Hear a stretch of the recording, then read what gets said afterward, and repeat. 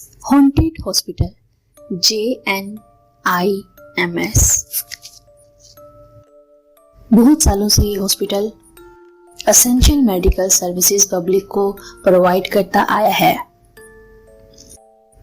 पर इस हॉस्पिटल के बारे में बहुत सी अफवाहें हैं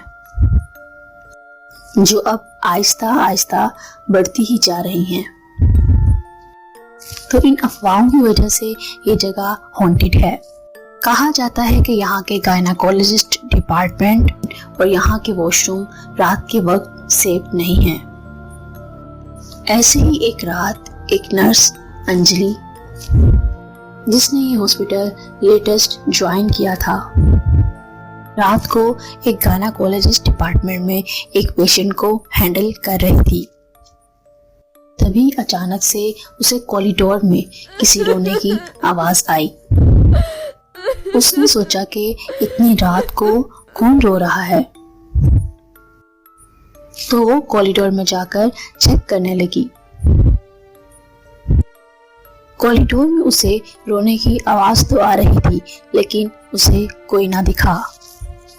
उसे ये सब बहुत अजीब लगा, तो वो कॉरिडोर में इस आवाज की तरफ बढ़ने लगी। वो कॉरिडोर के एंड तक पहुंच गई, लेकिन पूरे कॉरिडोर में किसी इंसान का नामो निशान न था। नर्स अंजलि घबराने लग गई, क्योंकि वो रोने की आवाज मजीद तेज होती जा रही थी। हाँ, कोई भी नहीं था। नर्स अंजलि वापस डर से पेशेंट रूम में जाने लगी। तो जब वो रुकी तो उसे अपने पीछे किसी के होने का एहसास सा होने लगा। उसे लगा जैसे उसके पीछे कोई खड़ा है। कि इससे पहले नर्स अंजलि कुछ करती, कॉरिडोर के लाइट्स ब्लिंक करने लगी और उसके अगले ही सेकंड वो लाइट्स ब्लिंक करना बंद हो गई। नर्स अंजलि को एहसास होने लगा कि कुछ तो अननेचुरल हो रहा है। रोने की आवाज बढ़ती रही और जैसे ही नर्स अंजलि ने पीछे मुड़कर देखा तो एक औरत पेशेंट की यूनिफॉर्म पहने नीचे बैठी रोते रोते दीवार पर कुछ स्क्रैच कर रही थी।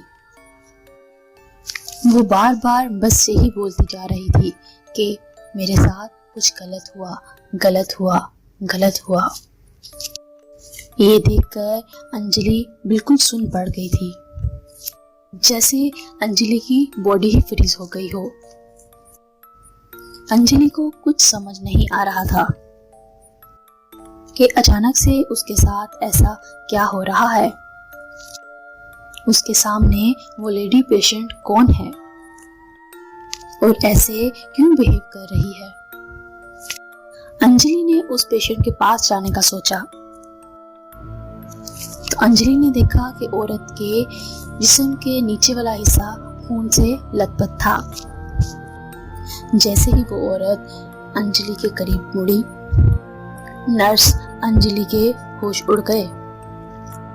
उस औरत के हाथ में एक मरा हुआ बच्चा था और वो उस बच्चे को लेकर नर्स अंजलि की तरफ ही बढ़ते हुए आ रही थी। पूरे कॉरिडोर की लाइट्स दोबारा से ब्लिंक करना शुरू हो गई। वो औरत आगे बढ़ते हुए बार बार यही कही जा रही थी कि मेरे साथ गलत हुआ, तुम सबने ये अच्छा नहीं किया, तुमने मुझे मार डाला। नर्स अंजलि बहुत डर चुकी थी और वो अपनी बॉडी को मूव ही नहीं कर पा रही थी। सामने से आ रही उस खून से लथपथ औरत की आंखों में इतना गुस्सा था कि अंजलि का दिमाग चलना बिल्कुल बंद हो गया था। नर्स अंजलि ने हिम्मत की और किसी तरह से भागकर उस फ्लोर के वॉशरूम में जाकर छुप गई। उसने अपनी पॉकेट से फोन निकालकर किसी को मदद के लिए बुलाने का सोचा, लेकिन जब उसने अपनी पॉकेट में फोन निकालने के लिए हाथ डाला तो उसे याद आया कि उसने अपना फोन गायनाकोलॉजिस्ट डिपार्टमेंट में ही छोड़ दिया था। उस पूरी रात अंजलि डर के मारे उस वॉशरूम में ही छुपी रही थी। उसको डर था कि उसका बाहर सामना उसी भयानक औरत से फिर से हो जाएगा। तभी वॉशरूम के दरवाजे पर जोर जोर से खटखटाहट हुई और फिर अचानक बंद हो गई। फिर अचानक एकदम से अंजलि की नजर वॉशरूम में लगे शीशे पर पड़ी। उस शीशे में अंजलि को कुछ ऐसा दिखा कि जिससे वो देखते ही एकदम कांप गई। उस मिरर के रिफ्लेक्शन में वही खून से लथपथ औरत फिर से अंजलि के पीछे खड़ी दिखाई दे रही थी। नर्स अंजलि डर के मारे पीछे मुड़ी, लेकिन वहां कोई नहीं था। अंजलि को लग रहा था कि अब वो पागल होती जा रही है। वो बस कुछ भी करके उस वार्ड से निकलना चाहती थी। वो जानती थी कि बाकी सब नर्सें ऊपर वाले फ्लोर में मौजूद नर्स वार्ड में थी, मगर वहां जाने का रास्ता उसी कॉरिडोर से होते हुए गुजरता था जहां पर उसे पहले वो भयानक औरत मिली थी। पर अब अंजलि के पास और कोई रास्ता नहीं था। उसने डिसाइड किया वो जल्दी से दौड़ती हुई सीधा ऊपर वाले फ्लोर में चली जाएगी। बिना कुछ सोचे अंजलि ने कॉरिडोर की तरफ दौड़ लगाई और भागते हुए उसका पैर किसी चीज से टकराया और वो नीचे गिर गई। जब उसने देखा कि वो किस चीज से टकराई तो उसका जिस्म पूरा सफेद पड़ गया। जमीन पर उसी औरत की लाश पड़ी थी जो उसे कुछ देर पहले कॉरिडोर में मिली थी। उस औरत की बॉडी देखते ही अंजलि को दौरे बढ़ने लगे और वो बेहोश हो गई।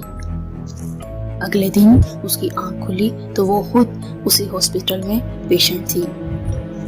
उसे ड्रिप लगी थी और कई नर्सेज उसके आसपास बैठी थी। नर्स अंजलि ने सभी को अपने साथ हुआ हादसा बताया, पर किसी को उसके ऊपर यकीन नहीं हुआ। सबने उसे कहा कि वो अपनी जॉब की वजह से अपनी सेहत का ख्याल नहीं रख रही और उसे कुछ दिनों की छुट्टी लेनी चाहिए। उसी दिन की शाम को जब अंजलि के रूम में कोई नहीं था तो अचानक से एक बूढ़ी नर्स आई तो उसने अंजलि को बताया कि वो उस पर यकीन करती है और जो औरत उसे कल रात को दिखी उसका नाम शयाना था। करीबन 20 साल पहले शयाना को अपनी प्रेगनेंसी की लास्ट वीक में पेन हुआ था। उस वजह से उसे हॉस्पिटल में एडमिट किया गया था। इस कंडीशन में कॉम्प्लिकेशन की वजह से शयाना के घर वालों को डॉक्टर्स ने बताया तो उसके बच्चे या शयाना में किसी को एक को बचा सकते हैं। फैमिली ने बच्चे को बचाने का डिसाइड किया तो इस ऑपरेशन में माँ और बच्चे दोनों की मौत हो गई। पर कुछ अरसे बाद ही शयाना के हस्बैंड के घर में एक बहुत ज्यादा आग लग गई और उसका पूरा खानदान जलकर मर गया। उस दिन के बाद कई लोगों ने शयाना की आत्मा को देखा है।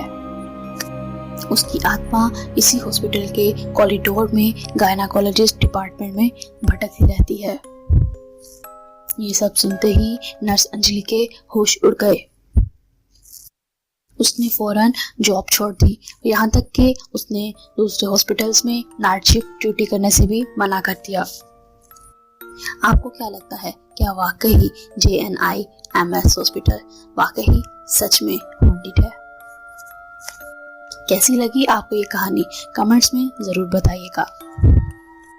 तो अगर आपको हमारी ये कहानी अच्छी लगी तो हमारे चैनल को सब्सक्राइब, लाइक और शेयर करना मत भूलिएगा। मिलते हैं अगले वीडियो में।